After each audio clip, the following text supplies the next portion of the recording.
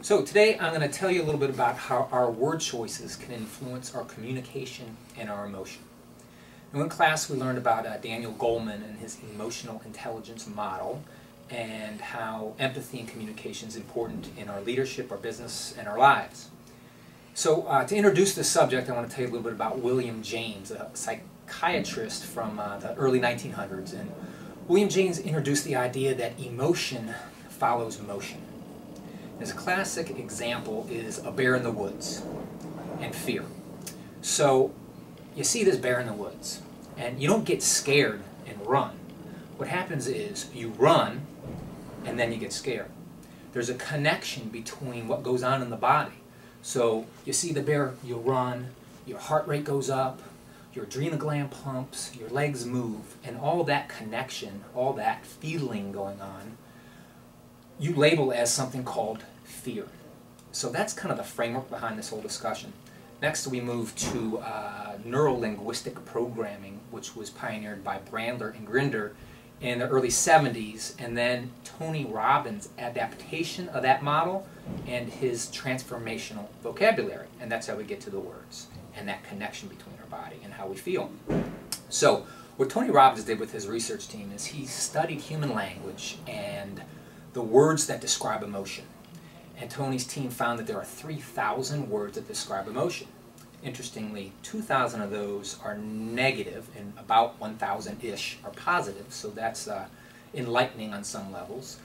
But what Tony also found was that habitually, every person, most people, on average, use 8 to 12 words to describe their emotions. So they got this choice of 3,000, but they only use 8 to 12. Now, what that limited word choice does is it actually increases our negative feelings and decreases our positive because of our limited choices. So Tony suggested that if we increase the options that we have, we might be able to damper our negative feelings and increase our positive feelings just by broadening and selecting certain types of words to describe our emotions. So, just to give you some examples, let's say that you have something negative going on in your life. Let's say this is a bad thing and you are angry. You are pissed off. You've got something going on in your forehead here. You have a tightening and clenching of your fists. Your heart rate goes up. There's all these things going in your body and you say, I am livid. And there's a connection. There's a connection between those things in the body and that word livid. Now the next time something negative happens to you, maybe someone steps on your toe, maybe it's something kind of small, not really bad, but you only use 6 or 8 words, or 8 to 12 words to describe your emotions. They step on your toe, and you look for this angry word, and you pick livid. And what happens is you are actually increasing those negative feelings and emotions in your negative communication when it's really not that big of a deal. And you've made that negative even a higher level of negativity because of that word choice. So what Tony does, he suggests that we choose some different words to describe our negative emotions. For example, you could say, instead of a livid, I'm a wee bit challenged by that. Or, I'm slightly peeved. Those types of words, they're kind of stupid. They're funny. Instead of amplifying this negative feeling, you've actually turned it around, added a little humor, and dampened it. And maybe you put a positive spin on it, and now you have an internal connection, a linkage between those word choices and something positive. So, that's one side of the coin, dissipating those negative feelings. The other side of the coin is the positive side. So a classic example there is someone says, how you doing today?